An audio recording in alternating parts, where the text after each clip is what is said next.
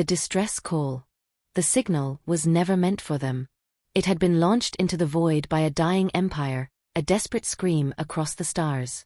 The Verilith Collective, proud and ancient, had ruled their stretch of the galaxy for millennia. They had cultivated arts, sciences, and fleets of ships so vast that their very shadows could eclipse suns. But now? Now those fleets were wreckage drifting in the void. Entire planets had gone silent, their cities consumed by an enemy that gave no quarter, no mercy, no negotiation. The enemy had no name spoken aloud, save one, the Cartan Swarm. The Swarm consumed. That was all anyone needed to know. The Verilith High Council had argued until the last moment about sending the signal. To beg for help from other civilizations was shameful, dishonorable. But extinction leaves little room for pride. So the signal had been launched, woven in 1,000 different linguistic structures, encoded in mathematics, burned into radio waves, pulsed in gravitational patterns. Someone, anyone, must hear us. For weeks, for months, for galactic cycles, nothing came back. The Verilith abandoned hope. And then, Earth heard it. The human discovery. On Earth, it was first dismissed as noise. A faint hum, buried in the static of deep space transmissions, picked up by a satellite that was never meant to find anything more exotic than asteroid telemetry. At the SETI Deep Listening Array in Chile, an intern named Daniel Wu was the first to spot it. He had been staring at the data for hours, his eyes blurring, when he noticed something impossible. The signal repeated. Not perfectly, no natural signal ever was, but close enough to scream one word into his mind: intelligent. His supervisor brushed him off at first. Patterns emerge everywhere. The universe is full of coincidences. But Daniel persisted. Within hours, the entire team was listening. By the next day, military satellites were tuned in. Within a week, the United Nations Space Accord was in emergency session. And then the translation came. To any who hear, we beg assistance. Our worlds burn. Our fleets fall. We are not enough. If you have strength, share it. If you have weapons, send them. If you have mercy, grant it. Please. They are coming. Humanity had always dreamed of hearing from the stars. They expected greetings, introductions, maybe a quiet exchange of knowledge. What they received was a cry for help. The debate. World leaders argued endlessly. Some said it was none of Earth's business. Humanity was barely crawling into space themselves. Mars was a half-formed colony, the Moon only sparsely populated with research bases, and their warships? Small, crude things compared to what the aliens probably had. Why should we risk our survival for strangers light years away? Politicians shouted on the news. We don't even know if they're telling the truth. But others saw something else. An opportunity. A responsibility. They asked, one admiral said quietly. And we heard. That alone makes us different from the rest of the galaxy. Do you want Earth's first message to the stars to be silence? That question cut through the noise. The decision. The Dauntless was chosen. Earth's most advanced warship, barely 3 years old, bristling with railguns, plasma torpedoes, and untested shield technology. It wasn't built to stand against a galactic armada, it was built for deterrence, to keep humanity's fragile colonies safe. And now it was being sent as Earth's first ambassador. Its captain, Captain Vargas, stood before her crew in the launch bay. Her voice was steady, but her eyes betrayed the enormity of what she was about to say. History will remember this moment, she told them. We were not the first to walk among the stars. We were not the strongest. But we are the ones who answered. Out there, someone is fighting for their survival. And they called for help. We will show them what humanity does when asked. The crew cheered, but it was not the cheer of reckless confidence. It was the cheer of people who knew they were about to step into the unknown, carrying the weight of an entire species on their shoulders. The first step. The Dauntless broke orbit 3 days later. The entire world watched as it leapt into faster-than-light travel for the first time beyond the solar system. Children in classrooms cheered. Veterans saluted. Skeptics stayed silent, because deep down, everyone felt the same truth pressing on them. This was not just a mission. This was humanity's introduction to the galaxy. Would they be seen as weak? As opportunists? As prey? Or would the galaxy learn that when humanity heard a cry for help, they answered? First contact. The Dauntless emerged from faster-than-light transit in a blaze of blue light. To the crew, the shift was instantaneous, a ripple through reality, a moment where stomachs lurched and then stabilized.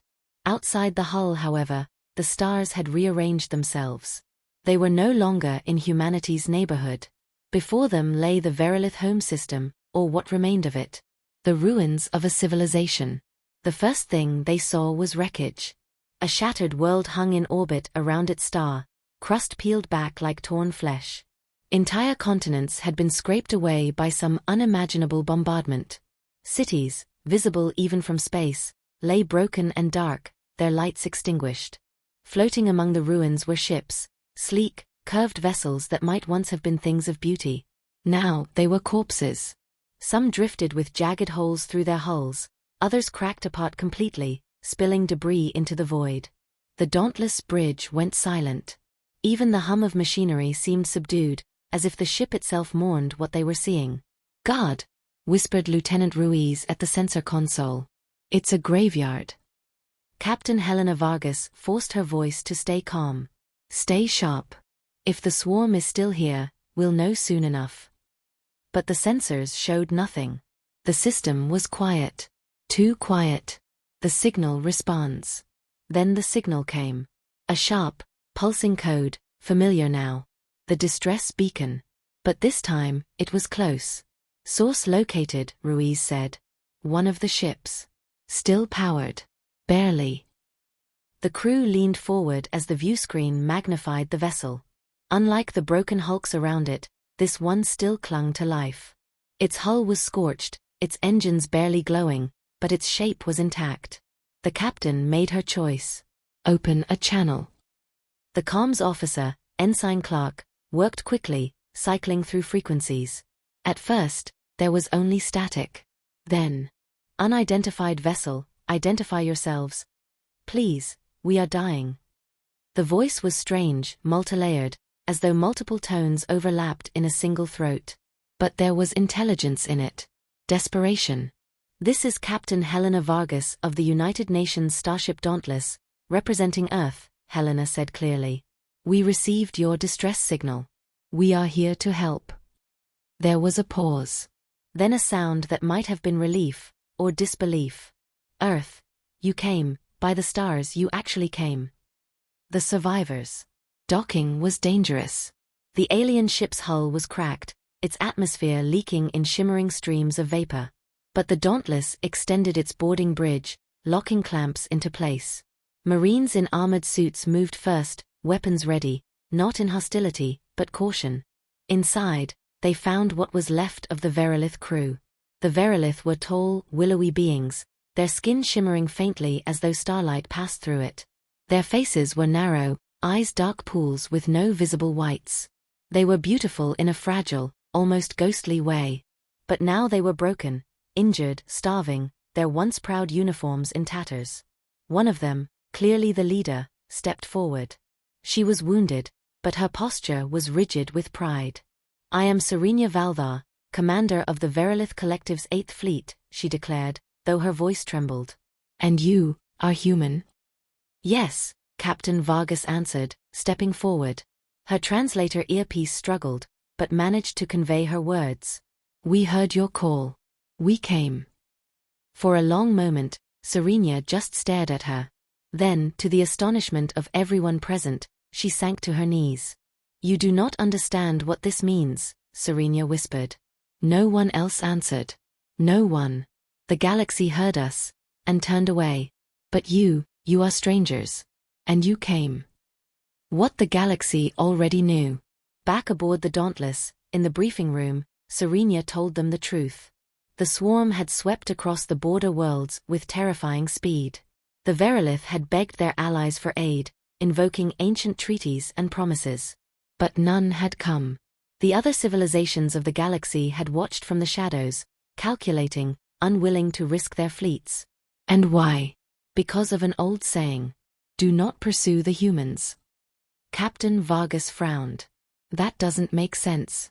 We've barely left our solar system. The galaxy doesn't even know us. But Serenia shook her head slowly. No. They know you. The galaxy remembers. Your kind is feared. Not because of what you have done, but because of what you will do. The room went still. Every human in the chamber felt the weight of those words settle on them like a storm cloud. The warning. Later, when the Verilith commander was resting, Captain Vargas stood at the viewing window with her XO. You believe her? The XO asked quietly. Vargas stared out at the ruined system. I don't know. But I believe this. The galaxy expected us to stay silent. To turn away. And we didn't. She clenched her jaw. Now the galaxy will have to decide whether humanity is the ally they've been waiting for, or the nightmare they've always feared. The swarm descends.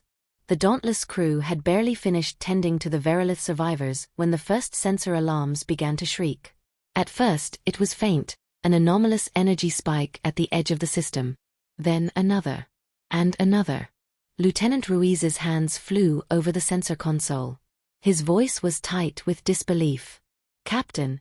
Multiple signatures. More than 20. No, 50. They're coming out of FTL. The stars flared. Space tore open. And the swarm arrived. The first sight of the enemy. The bridge went silent as the ships appeared.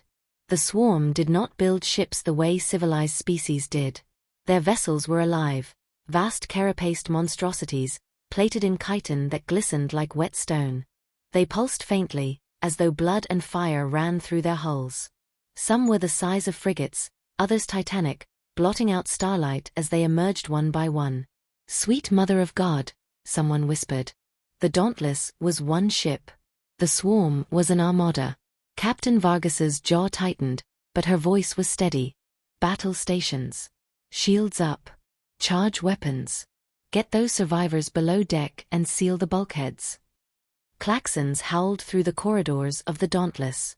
The crew, though young and untested in true combat, moved with grim efficiency. This was why they had joined. This was why they had trained. Humanity had never fought aliens before. But war? War was in their blood. The Verilith's fear. In the medbay, Serenia Valdar dragged herself upright despite her injuries.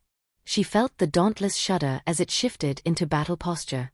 You do not understand, she rasped to the human medic tending her. You cannot fight them. Not with one ship. The swarm devours fleets. Entire civilizations. Your bravery is admirable. But it is suicide. The medic, a young ensign with dirt still under his fingernails from a farm back on Earth, gave her a grim smile. Lady, he said, checking the straps on his medkit, you don't know humans very well. Humanity's first strike. On the bridge, targeting systems locked. The Dauntless rail cannons hummed, coils building with electromagnetic fury. The swarm ships spread out, their movements eerily organic, like a school of predators circling prey.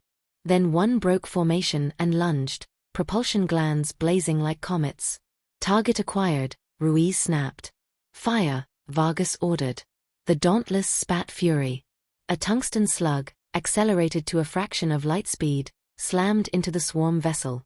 The impact tore through chitin and living tissue alike, rupturing it in a spray of ichor and molten debris. The bridge crew roared as the enemy ship split apart. One shot, Ruiz breathed. One shot and it's gone. For a moment, hope flickered. Then the rest of the swarm surged forward. The storm breaks. They came like a tidal wave. Dozens of ships, their weapons vomiting streams of plasma and bioacid. Bolts of sickly green energy hammered the Dauntless shields, flaring them brilliant white. Shields at 70%. Clark shouted over the din. Return fire. Vargas barked. The Dauntless weaved and rolled, its thrusters flaring. For a vessel built for exploration, it moved with surprising grace. Human engineers had always overbuilt, always prepared for the worst. Rail slugs ripped through more swarm ships. Missile pods spat fire and steel, detonating in brilliant blossoms that shredded chitin and bone. But for every enemy that fell, 2 more replaced it. The ship shook violently as a plasma bolt slammed into its flank. Consoles sparked, filling the bridge with acrid smoke. A crewman was hurled from his station, unconscious before he hit the deck. Damage to Deck 7. Ruiz called. "We've lost starboard armor plating." The human answer. In the medbay, Serenia felt the ship lurch again, heard the screams over comms. She closed her eyes, despair washing over her. But then, she felt something else. Not despair. Not fear. Fury. Through the corridors of the Dauntless, she could hear humans shouting, cursing, fighting with every ounce of strength they had. Where her people would have retreated, these humans pressed forward. Where the galaxy had always calculated risks, humanity simply refused to yield. They did not fight like diplomats. They fought like predators. For the first time since her world had burned, Serenia felt a spark of hope. The edge of survival. On the bridge, warning lights blazed red. "We can't keep this up," the XO shouted. "They'll wear us down in minutes." Captain Vargas stared at the tactical display. The swarm encircled them, tightening the noose. Her crew fought bravely, but sheer numbers were crushing them. And then she saw it. The wreckage. The shattered Verilith vessels drifting in orbit. Chunks of half-dead starships, still bristling with dormant weaponry. A dangerous idea struck her. "Ruiz. Can we rig those wrecks to detonate?" Ruiz blinked. "If we overload their cores? Maybe. But we'd have to get in close. Suicidally close." Vargas's lips curled into a hard smile. "Then we'll show them what it means to chase humans." The Dauntless turned, thrusters burning bright, plunging straight into the heart of the swarm. And the galaxy's oldest warning was about to be tested. The rule is broken. The Dauntless plunged into the storm. Plasma bolts screamed past, carving molten trails across the hull. The shields flickered dangerously low, but Captain Vargas did not flinch. Her crew clung to their stations, sweat and blood mixing on their faces, refusing to give ground. The swarm surged in pursuit, their living ships screeching through the void, eager to tear humanity apart. The plan. "Clark, divert all auxiliary power to engines." Vargas snapped. "Ruiz, I need targeting locks on the largest wreckage cores, now." Ruiz's fingers flew, sweat dripping from his brow. Targeting solution plotted. "But Captain, once we trigger those cores, the blast radius will already be gone," Vargas cut him off. Her eyes burned with iron. "Or we'll die teaching them a lesson they'll never forget." For a heartbeat, the bridge was silent. Then her XO grinned fiercely. "Aye, Captain. Let's show these bastards what happens when you hunt humans." Into the wreckage. The Dauntless skimmed the shattered bones of Verilith cruisers. Metal twisted into jagged spears, fragments spinning in a deadly ballet. Sparks of half-dead plasma reactors glowed faintly within broken hulls. "Threading a needle here, Captain," Clark muttered, weaving the ship between wreckage chunks at speeds no sane pilot would attempt. Behind them, the swarm pressed forward without hesitation. But this was no chase. This was a trap. Humanity's gambit. "Now!" Vargas shouted. The Dauntless comm systems screamed as it transmitted a surge of commands. Ruiz had jury-rigged the alien cores, hacking their remains with crude human software. It shouldn't have worked. But it did. One by one, the shattered Verilith reactors flared to life, growing brighter, brighter. The swarm realized too late. The wreckage became a field of stars exploding from within. The detonation. The system burned. A chain reaction ripped through the graveyard of ships. Gigantic fireballs blossomed in space, tearing swarm vessels apart in shockwaves of light and fury. Organic hulls split open, ichor spraying into the void before being vaporized. Half the pursuing fleet vanished in seconds. The Dauntless shuddered violently as the shockwave caught its tail, throwing it clear of the blast radius. Consoles blew out, sparks cascading across the bridge.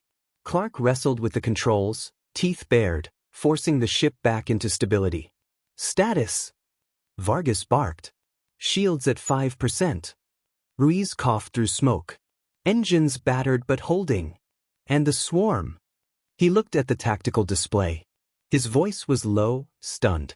"Half their fleet is gone, Captain. Just gone." The Predator revealed. For the first time in centuries, the swarm faltered. Their ships, mindlessly aggressive, suddenly paused in their advance. They circled warily, as though something primal had stirred in their alien instincts. They had chased prey countless times across the galaxy. Prey always ran. Prey always begged. But these humans turned their graveyard into a weapon. The message. Vargas leaned forward in her chair, voice cold and sharp as steel. "Open comms. Broadcast to every channel they can hear." Ruiz swallowed and obeyed. When she spoke, her voice carried not just across the bridge, but across the battlefield, into the ears of Swarm and Verilith alike. "You came to devour us. You thought us prey. But hear this, humanity does not run. We do not yield. We will turn your victories into your graves, your hunger into your death sentence. Pursue us again, and it will not be half your fleet that burns.